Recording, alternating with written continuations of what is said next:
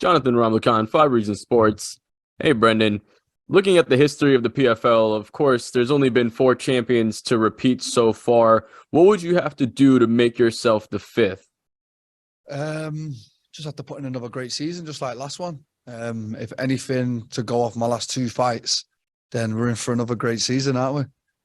You did actually performed really well in those 2 fights. Honestly, pretty flawless in those performances. Now, even looking that flawless, you want to come back with maybe some new wrinkles or some new layers in your game. What were you able to add in the offseason to maybe improve or sharpen some of those tools? I just stayed consistent with the work that got me to where I am, the coaches that got me to where I am. And I believe I've put in the best camp ever. And I'm about to show it on Saturday night. Awesome, mate. Appreciate your time, my man, and good luck this weekend. Thank you. Appreciate that. Jay. Thanks very much. And Brendan, you are now the man with the target on your back coming into this season. Is the mentality any different in terms of coming back and looking to do this a second time? No, definitely not. At the end of the day, they say there's a target, but when has there not been a target? Like, we're having a fist fight in a cage. You're obviously the target. So a lot of people say, like, you're the man to beat now, but I was always the man to beat in this organization. So nothing's changed around here. And, last year we saw the league go over to the UK. We've seen the launch of PFL Europe. The regular season is going to be, from the looks of it, in Vegas and Atlanta again. But are you hopeful to be fighting back at home in the playoffs? Yeah, I keep putting it out there. Me and Mov lead final, Manchester Arena. Like, you don't ask, you don't get. So let's see. Well, I think that would be absolutely fantastic. And as far as kicking off the season now, have you changed up anything after the success of last year? If it's not broke, don't fix it, right? So that's exactly the mantra that I'm taking into this season. Sounds good. Well, best of luck in the fight. Looking forward to it. Thank you, my man. Patrick. Hey, Brandon, this is Pat McCoy from Combat Sports UK. How you doing today? Hi, Pat. Last time out, we saw you win the $1 million. I want to ask you if you're willing to say, what was the first thing you bought with the big check? I drove Route 66.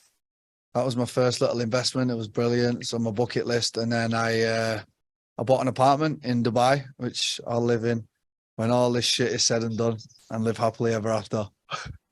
And did you try and bring the check back through the airport? What did they say when you tried to squeeze it through security?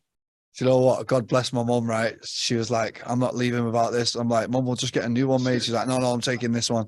Somehow she managed to get it through the airport, so fair play to her. And I noticed on your social media, you've been training out in Thailand with the likes of Muhammad Makayev, Darren Till, Hamzat Shemaev, and Kane Musa.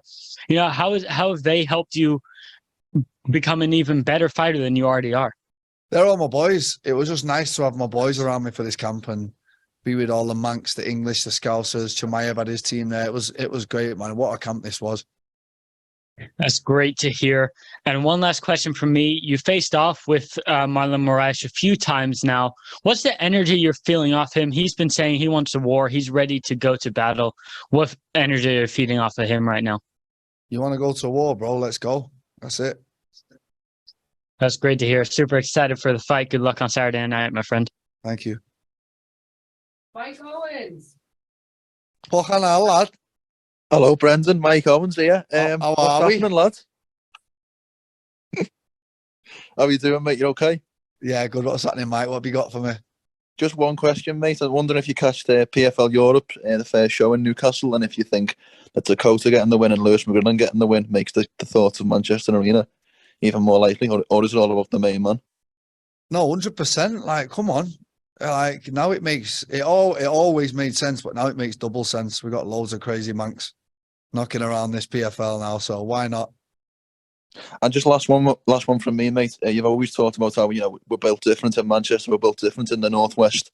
Can you just elaborate on that to all the other reporters? What makes the Northwest of England a little bit different than everywhere else? I don't know what it is, mate. We're from fighting cities, aren't we? Manchester and Liverpool. We're just fighting cities. We're born and bred to do this, and I just think with the level of boxing that comes out of them two cities, with the Smith brothers, Tyson Fury, Crawler, and all these people from Manchester and Liverpool that have come there. I think now we're starting to breed the MMA, and that's why you have like me, Lewis, and Dakota. Top man. See you soon, mate. All the best. See you, brother. Anik. Anik Subramanian, Fightbook MMA. Brendan, through all your interviews, you've inspired so many people with so many different stories over the last year specifically. You've had such a long journey to becoming world champion last year. Could you tell me what the most satisfying part of winning it all was? Good question. I've had it like, I go through 3 different things. Like, was it the belt? Was it the money? Or was it the performance? And if I'm brutally honest, I think it was a combination of all 3. I couldn't put my finger on one thing that meant the most, but to be able to negate Bubba's wrestling, then to get $1 million and then to win a belt, like, I couldn't separate which one meant more to me.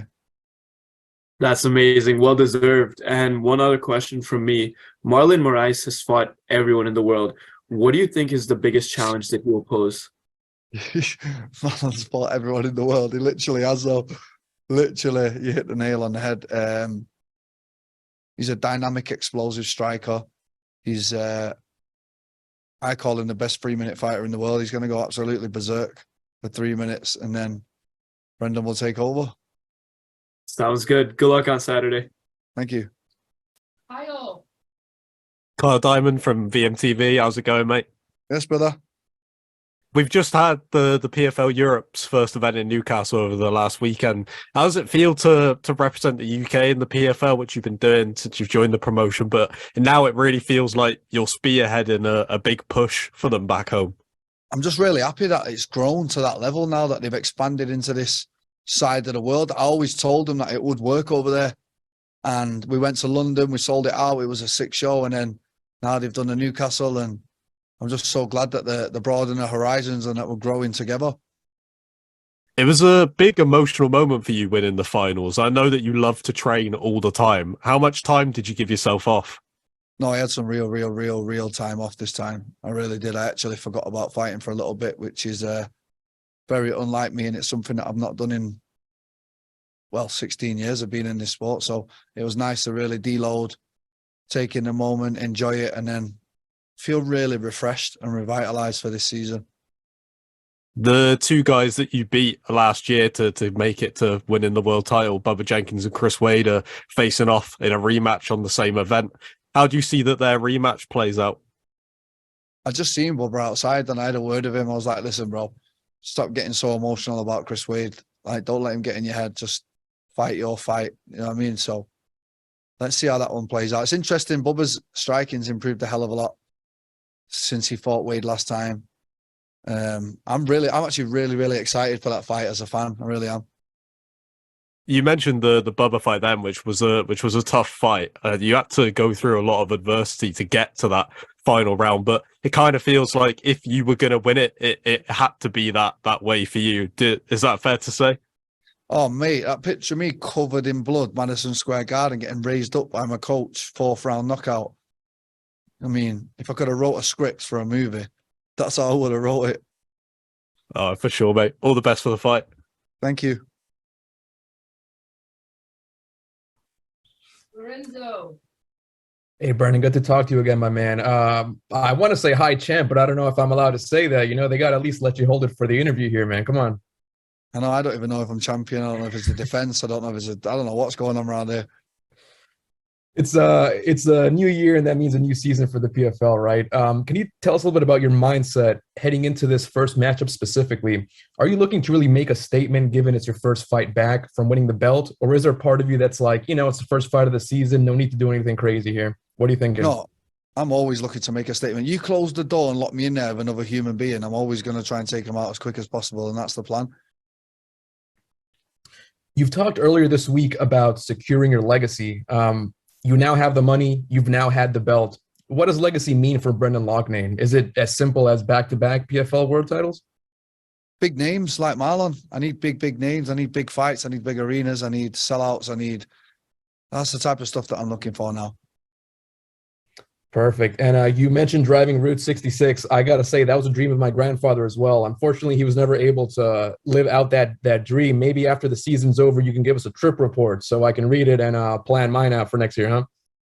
Well, I'm sorry to hear that, but it was incredible. I'm glad that I did it. straight after the fight as well. Like when my phone was going, everyone wanted to talk and all these reporters and everything. And I just deloaded, put myself in a camper van, drove for 8 days, and really, like, you know, when you're driving for like 8 hours at a time and you're just staring at mountains and you really start to reflect on what actually went on. And it was a great time for reflection for myself. That's awesome. And then lastly, from me, were you able to spend any time back home after such a busy season? Were you able to go back to Manchester? And if so, how was that reception now that you've etched your name into that list of UK world champions? Yeah, I went back. It was only for 6 days though. So after this fight, I'm going to go back, get a bit of time with my family. I'm really looking forward to that. I've not seen them all since like early December last year. So I'm well overdue a catch up back at home with my mum, my dog, all my friends and family. I can't wait. Sounds good, Brendan. Appreciate the time, man. Thank you so much. I can't wait to see you on Saturday. Thank you, brother. Jay Christian. Hey, Brendan. Jay Christian Gary at Focus Fights Audio. How you doing, chap? Hello, my man. Hey, I just wanted to ask you a couple of questions, if that was okay. I know that you got your fight coming up with Marlon Moraes, but considering the fact that you're kind of still coming off of that win over Bubba Jenkins and still have issues with Chris Wade, do you have any ill will towards either of them, Wade or Jenkins? No, I got it settled in the cage like a man. We had a fist fight and now it's all settled. Okay, understood. Now, coming into this season, considering the fact that you're going to be coming into this season to repeat as PFL Featherweight champion and add some more $1 million road stories to your journey, what do you hope to inspire? I mean, how do you hope to inspire younger fighters who look up to you? I mean, if my story is anything to go by, it's just a story of perseverance and never giving up. Started this sport at 15 years old. It took me to 33 to get a world title. So there was plenty of times in there that I could have stopped and give up. You know, when I lost last year to Mob Lead, when I got told that I wasn't good enough to be in the UFC, when I got robbed on the first world title that I fought 4 years ago. So there was plenty of times that I could have just turned around and stopped, but I didn't. I persevered, and hard work pays off. Okay, and finally, when it comes down to, I mean, I don't want to ask how many years you got left on your career. You probably could fight till you're 50. But when it's all said and done, when you hung up the gloves, what would you want people to remember about your career and how it went? I just want to be known as that tough Mancunian English kid that never ever give up. Okay, other than that, you know, good luck on Saturday against Marlon Moraes, mate. Thank you.